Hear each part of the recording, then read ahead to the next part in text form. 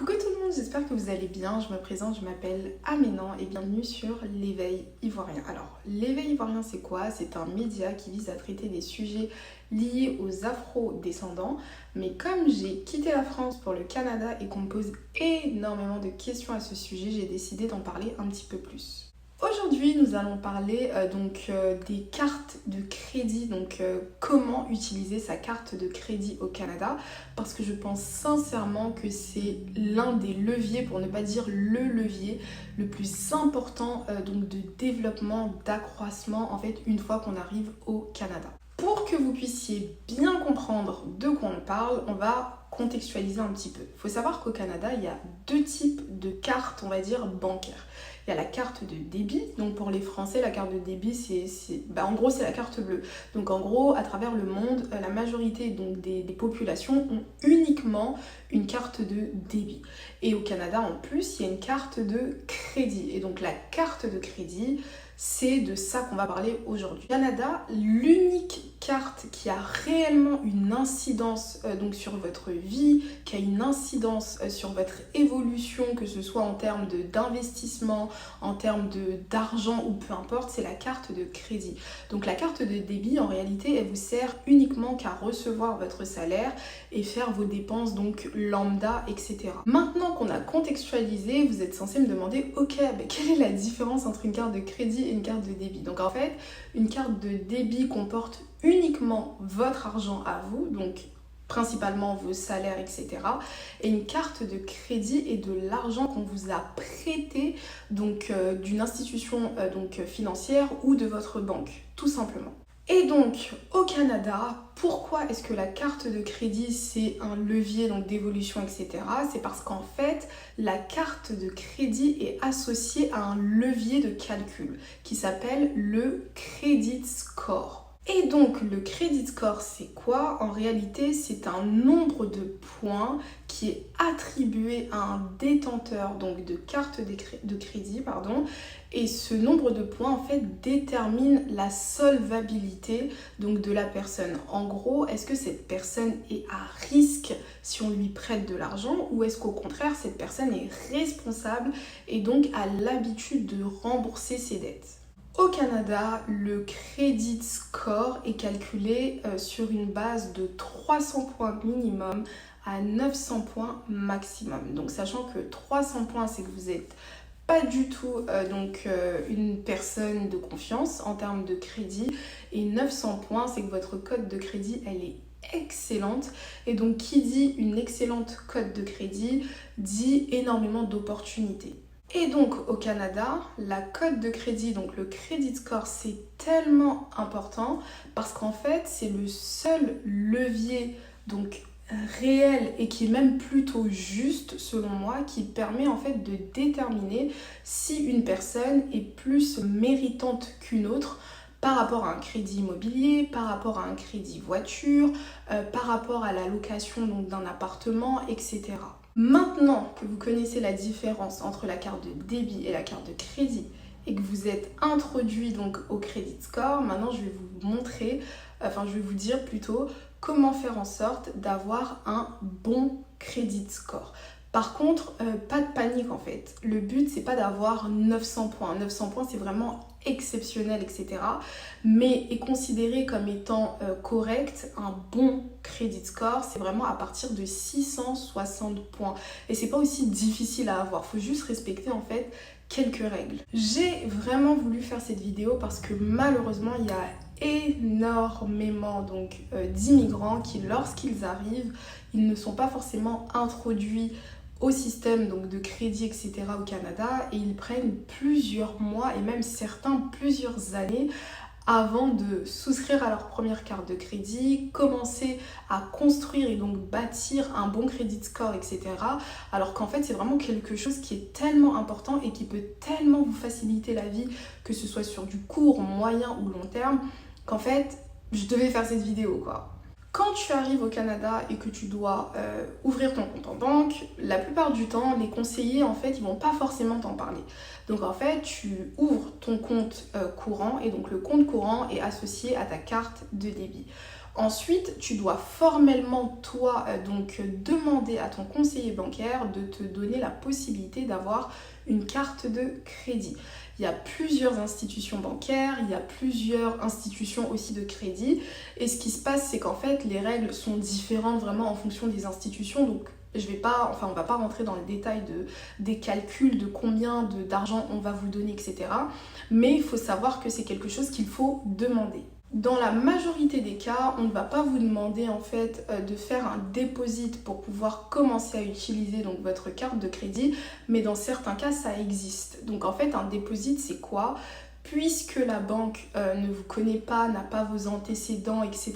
et que vous venez d'arriver, ils peuvent vous proposer en fait d'avoir une carte donc de crédit avec vos propres fonds dedans. Donc en gros, vous allez commencer peut-être avec 100$, donc vous incluez les 100$ et vous allez commencer à pratiquer entre guillemets l'utilisation de votre carte de crédit en utilisant ces 100$ qui sont sur votre carte. C'est une petite parenthèse car moi personnellement j'ai même pas eu besoin de mettre de mettre un deposit, etc. Mais c'est vraiment pour que vous le sachiez au cas où si jamais le conseiller vous propose cette alternative là, sachez que ça se fait, ça existe, c'est pas de l'arnaque ou quoi. Maintenant que vous avez donc votre dossier qui a été accepté, vous avez reçu votre carte de crédit, bien évidemment, lisez bien les conditions générales parce qu'en fait, elles expliquent donc les taux d'intérêt, etc. Et surtout, lorsque vous ne maîtrisez pas un système qui est aussi important que le système de crédit donc, du pays, il faut vraiment prêter attention à toutes les petites lignes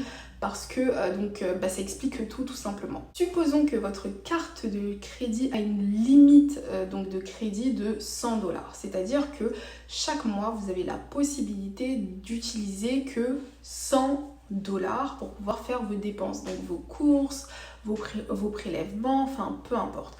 Donc en fait, c'est ça qu'il faut comprendre. Les 100$ qui sont sur la carte de crédit ne m'appartiennent pas. Les 100$ sont les 100$ de la banque.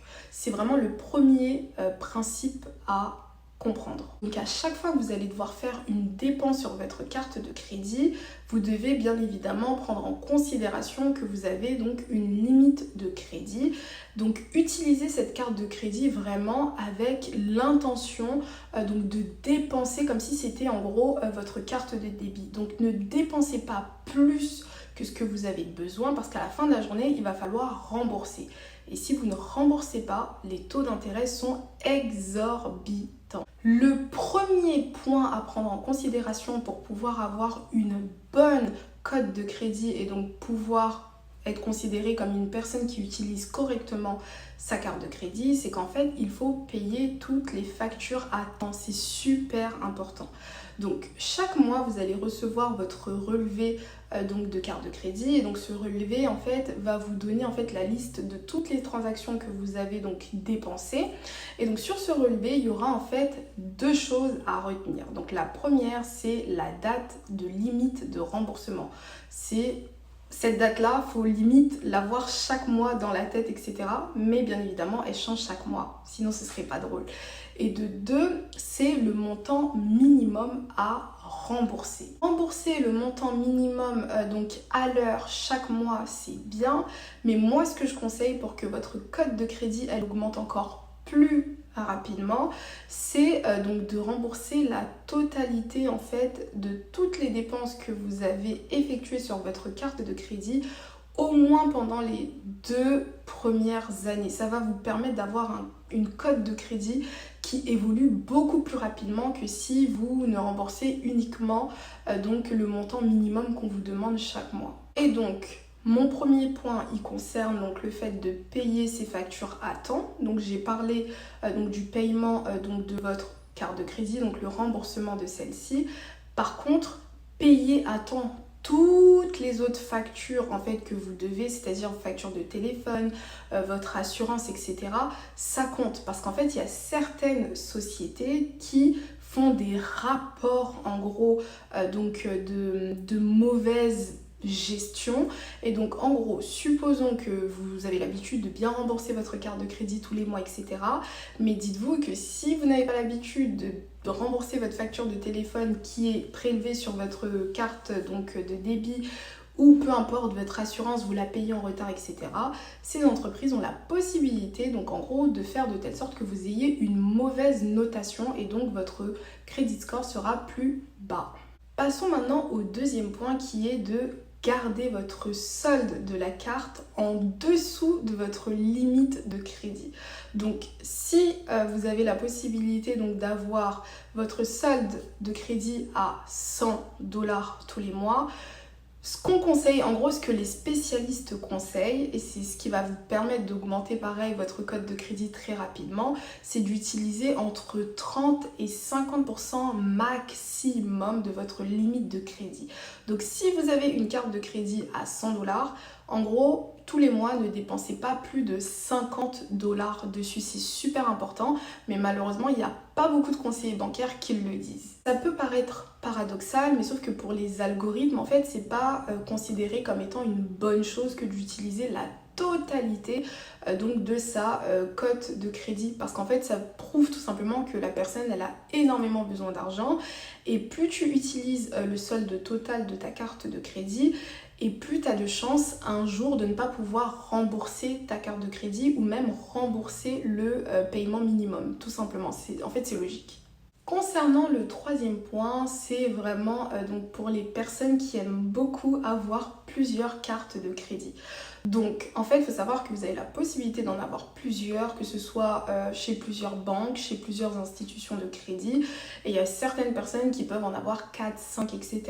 Donc l'intérêt c'est qu'en fait plus tu as de cartes de crédit et donc plus tu as de crédit disponible tout simplement, donc ça permet d'avoir beaucoup plus d'argent disponible, même si c'est pas ton argent bien évidemment, mais par contre faut savoir en fait c'est qu'à chaque fois que tu fais une demande pour pouvoir ouvrir une nouvelle carte de crédit, il faut savoir qu'en fait c'est reporté aux agences de notation de crédit.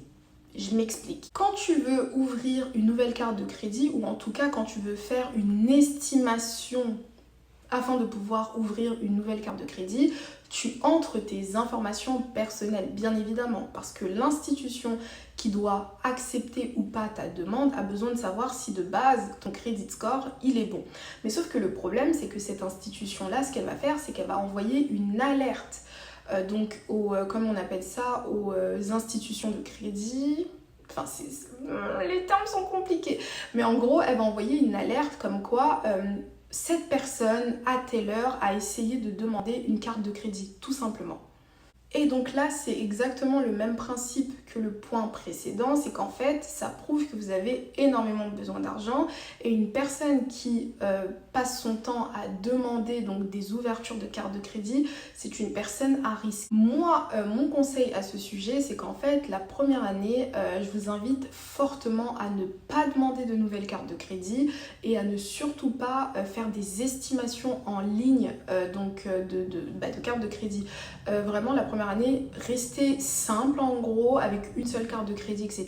Et après la deuxième année, voire la deuxième année et demie, si jamais votre institution bancaire actuelle ne vous propose pas donc d'augmenter votre limite de crédit, à ce moment-là, envisagez potentiellement d'avoir une seconde carte de crédit. Mon dernier conseil, il concerne la fraude. Donc faites super attention aux fraudes parce qu'il y a énormément de fraudes aux cartes de crédit, mais je parle pas de la simple fraude donc à la carte réelle en fait. Je vous parle vraiment de la fraude liée aux ouvertures donc de comptes bancaire. Donc pour ça, ce que vous pouvez faire, c'est consulter donc de temps en temps votre dossier de crédit donc auprès soit de TransUnion, ou soit de Equifax. Et donc c'est vraiment les deux institutions en gros donc de crédit au Canada qui permettent de vous donner des informations sur votre code de crédit, donc sur vos dossiers, vos ouvertures de comptes, etc. Donc vraiment, soyez vigilants parce que quelqu'un peut ouvrir un compte dans une autre province et vous n'allez même pas être forcément au courant. Enfin, donc voilà. Pour finir, ce que je peux dire, c'est qu'en fait, surtout au début, donc les premières années, utilisez votre carte de crédit comme si c'était une carte de débit en paiement différé. Tout simplement, ne dépensez pas plus d'argent que vous ne pouvez rembourser. Ne dépensez pas n'importe comment. Remboursez la totalité les premières années, c'est très important. Et après, une fois que votre cote de crédit, elle est excellente, là, vous pouvez donc être dans le système, rembourser un peu plus du minimum chaque mois et puis voilà. Ce sera tout pour cette vidéo, je vous invite à liker, commenter, partager et vous abonner. Donc je vous dis à la prochaine pour une prochaine vidéo. Bye bye!